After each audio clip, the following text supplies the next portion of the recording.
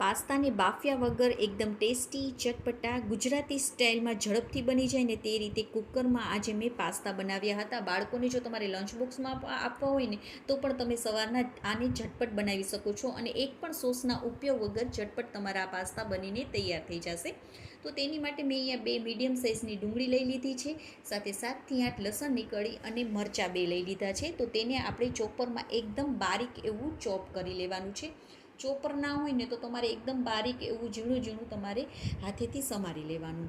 હવે મેં અહીંયા 3 મીડિયમ સાઇઝના ટમેટાં લીધા છે, તો તેને પણ આપણે રફલી ચોપ કરી લેવાના છે, કટ કરી લેવાના છે અને ચોપરમાં આપણે તેને ચોપ કરી લેવાના છે. અને જો તમારી પાસે ચોપર ના હોય તો તમારે ટમેટાને મિક્સરમાં પીસી લેવાના.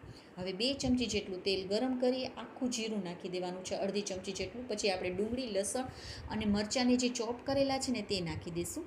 હવે ડુંગળીનો કલર ચેન્જ થાય ને ત્યાં સુધી આપણે તેને સતળાવા દઈશું. પછી મેં અહીંયા મસાલા કરેલા છે, તો તેમાં આપણે હળદર, તીખું લાલ મરચું, કાશ્મીરી લાલ મરચું, ધાણા જીરુંનો પાવડર, અડધી ચમચી જેટલું આપણે ગરમ મસાલો નાખવાનો છે. આપણે આ મસાલા બળે નહીં ને એટલે થોડું પાણી પણ એડ કરી દેવાનું. અને કાશ્મીરી લાલ મરચું ના હોય ને તો તમે તેને સ્કીપ કરી શકો છો, પણ જો કાશ્મીરી લાલ મરચું તમે નાખશો ને તો તેનો કલર એકદમ સરસ એવો આ પાસ્તાનો આવશે. હવે આપણે જે ટમેટુંને ચોપ કરેલું હતું તે નાખી દઈશું અને જરૂર મુજબ સાથે સાથે મીઠું નાખી દઈશું, જેથી કરીને ટમેટાં આપણા ફટાફટ ચડી જશે. તો હવે ગેસની ફ્લેમને ધીમી રાખી વચમાં તેને હલાવતું જવાનું છે અને ટમેટાં એકદમ સરસ એવા ગળી જાય ને અને તેલ થોડું બહાર છૂટું પડી જાય ને, કિનારેથી તમને ખબર પડશે તેલ એકદમ છૂટું પડી જશે ત્યાં સુધી ટમેટાને આપણે સતળાવા દેવાના. તો જો એકદમ સરસ એવા આપણા ટમેટાં પણ સતળાઈ ગયા છે અને ગ્રેવી એકદમ સરસ એવી થઈ ગઈ છે. તો મેં હવે આમાં કેપ્સિકમ અને ગાજરને ઝીણું સમારી લીધું હતું, તો તે નાખી દીધું છે. તો 1 થી 2 મિનિટ માટે તેને સતળાવા દઈશું.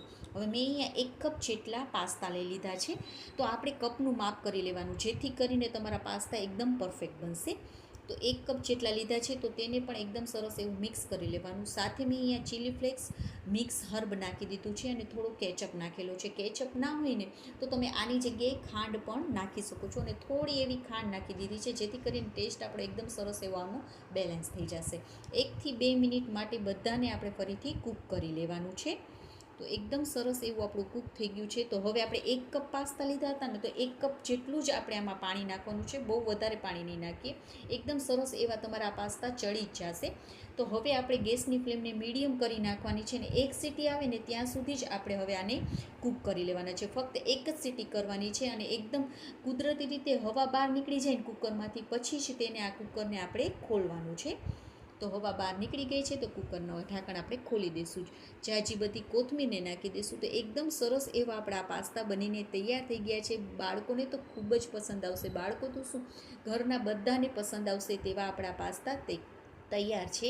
તો તમે પણ એકવાર જરૂરથી ટ્રાય કરજો. બાળકોને જો સવારના લંચ બોક્સમાં તમારે આપવા હશે ને તો પણ તમે આ ફટાફટ બનાવીને તમે તેને લંચ બોક્સમાં આપી શકો છો. તો આપણા પાસ્તા તૈયાર છે. અને હા, જો તમને આ મારો વિડીયો ગમ્યો હોય તો પ્લીઝ લાઇક, સબસ્ક્રાઈબ અને શેર કરવાનું બિલકુલ ના ભૂલશો. અને ફેસબુક અને ઇન્સ્ટાગ્રામમાં જોતા હોય ને તો ફોલો પણ કરજો. અને તમને આ મારી રેસીપી કેવી લાગી તે કમેન્ટ કરીને પણ કહેજો. અને તમે પણ એકવાર જરૂરથી આવી રીતે ટ્રાય કરજો. અને તમારી આ રેસીપી કેવી બની હતી, તમારા પણ છૂટા બન્યા હતા કે નહીં તે પણ મને કમેન્ટ કરીને જરૂરથી કહેજો. તો આવી જ નવી રેસીપીઓ સાથે આપણે ફરીથી મળીશું. ત્યાં સુધી બાય બાય, જય માતાજી.